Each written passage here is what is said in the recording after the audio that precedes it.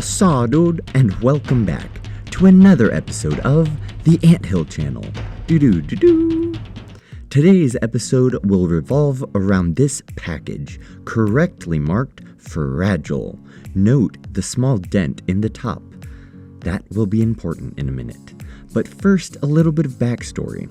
So I, along with a lot of other ant keepers, in fact almost 40,000, find myself on a subreddit called r/antkeeping.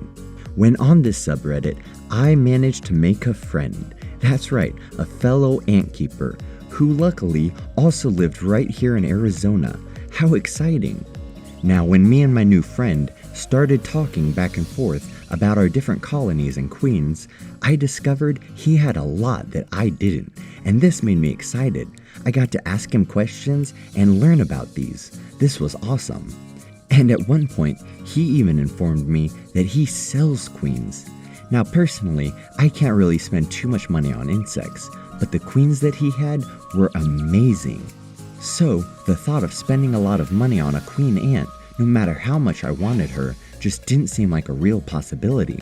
Until I remembered, this isn't Walmart, and I don't just have money. See, besides ant keeping, I also have another hobby involving insects. I like to pin and display them, and one of the things I like to pin and display the most are butterflies. These are truly beautiful creatures to me, and once they expire, why just let them go to waste? I love to show them off, as well as do some research on them. And I figured now they can help me with this. So I asked a simple question. Do you like butterflies? The conversation quickly snowballed from there until we were sending each other packages.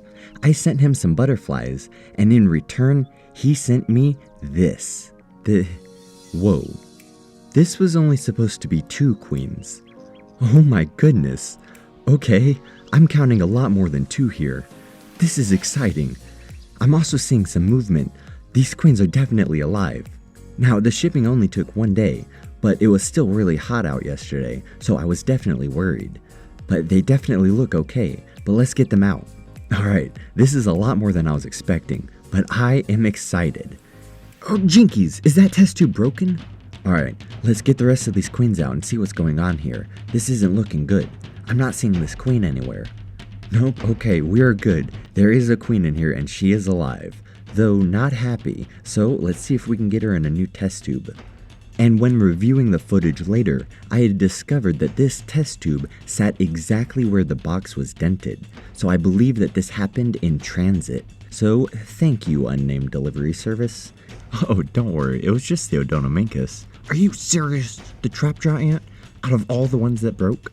You know what? I'm naming names. It was UPS. Come on, son. You broke my test tube. Anyways, let's check around in this test tube. Yep, I'm definitely noticing some eggs in here. Alright. Now at first, I tried to use a paintbrush, but I just couldn't manage to scoop them up. So I used this flat brim tweezer that I had. I'm not actually tweezing, I'm just using it to scoop them up. I have one of those magnifying headlamps on too, so I'm seeing this in like super HD, and I'm being super careful, don't worry. As well, I'm able to see them wiggle around a bit, so they are still alive, so I want to get them back with this queen as quickly as possible. Alright, she's coming over, let's see what happens. Please don't eat them, please don't eat them, please don't eat them. Nope, alright, I think she's got them. She's actually being super gentle with them right now. She seems a lot more relieved to have them back. This is awesome, alright. So we just reunited this queen with 3 eggs. And don't worry, I went back through that test tube and the packaging with a fine-tooth comb. I didn't see any more anywhere, so hopefully this was it. Either way, it's more than we had a minute ago. So now, we can welcome a trapjaw ant queen to the anthill. How exciting. Alright, let's put her to the side for a minute while I regain my composure. My heart is racing. Okay, now as well as 2 queen ants, my new ant brother said that he would send me an outworld that he makes custom. And this thing is awesome. As well, he gave me a DIY water tower and an entrance port for the outworld. I mean, but looking at everything I got, I don't think I sent him enough butterflies. This is awesome. So now we're trading insects for insects. Ant keeping just got a whole lot cooler. But gang, let's go ahead and see what we got. And starting off strong, we already know this queen. This is the odontomachus clarus. I'm super excited about this queen. I mean, this is the whole reason I got this package. And look at this sitting right next to her. This is a myrmecocystus mendax, a honeypot ant. Look at us. We have a honeypot ant queen and a trapjaw ant sitting right next to each other. This is insane. These two are gorgeous queens. What else could we possibly have in here? And wow, right next to them we have a camponotus ocreatus. This is an amazing ant, one of the biggest in America. So far, all of these queens are looking super healthy. This is awesome. Who's next? Oh wow, okay, nothing special. Just a myrmecocystus mimicus. Another honeypot ant queen? Are you kidding me? And she has a super healthy brood cluster. I'm not even trying to fake excitement here. This is amazing. He sent me 2 honeypot ant queens, a trapjaw ant queen, and a giant camponotus. For some butterflies, this is so cool. Alright, I'm gonna try to chill out a bit. Let's see who's next. Oh, and just sitting next to her is a pogonomyrmex rugosus. Anyone who watches this channel knows I love pogonomyrmex. Haha, we also have a crematogaster. I love the Valentine ants.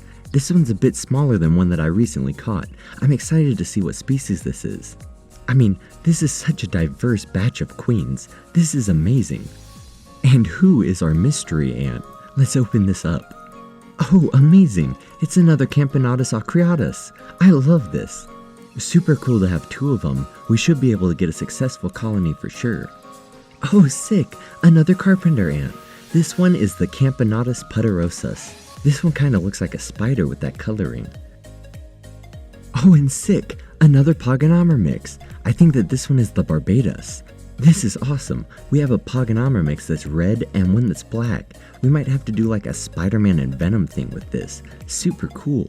And last but not least, another camponotus pudorosus queen. These are super pretty. So, all in all, we have 10 new queens and a custom-made outworld. I mean, this is a truly incredible haul. I am so glad we were able to save that trapjaw queen. Alright, let's get them into the founding cabinet where it's nice and quiet. Top shelf is pretty full, as well as the middle shelf. But right here on the bottom, we have the perfect space for 1, 2, 3, 4, 5, 6, 7, 8, 9, and 10 new queens. Amazing. And that is what was in our package. Okay, I am not done. So I was doing some research that night. Turns out that my trapjaw ant needs a bit more care. And as I don't want her to die, I'm gonna give that to her right now. So let's pull her back out and get her set up. Now the odontomachus actually requires substrate for the pupa to spin cocoons. So for the substrate, we just need a type of fine sand. Now you are going to want to sterilize your substrate, but once done, you can just add it right in. Or just dump it on her face. Okay, watching this back during the editing, I forgot just how nervous I was doing this. And it definitely shows. But you have to learn somewhere, and you are learning with me. So once we got that taken care of, we also have to feed her. As this species is semi-claustral, meaning that she still needs to forage during the founding stage, as these ants have a very small stomach, so she's not able to hold food for long. So I have to feed her more often than normal. I heard about once every 2 days. This seems like a lot of stress to put a new queen under, but she needs food. And for food, it's just protein. Now, the odontomachus does not actually need carbohydrates, which is sugar water or honey. That is just like a sweet treat for them. So for now, I'm just gonna cut up a dubia roach leg. This will sustain her until I'm able to feed her again in about 2 days. Okay, now that all the stress is done, let's just check her out, as we haven't really gotten a chance to yet. And the first thing I notice is more than just 3 eggs. That is what I put in there yesterday. So if you will remember, with this queen, we had the broken test tube incident, and we had found 3 eggs that we transplanted. This is amazing. I was worried she'd be too stressed out, maybe even dead today, so seeing her alive and producing, I am so relieved. Okay, she has everything that she needs. And wow, Just look at her eat.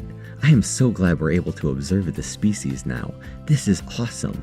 You can really see those powerful jaw muscles in the back of her head. Alright, I'm done messing with this queen. I really do not want to stress this colony out.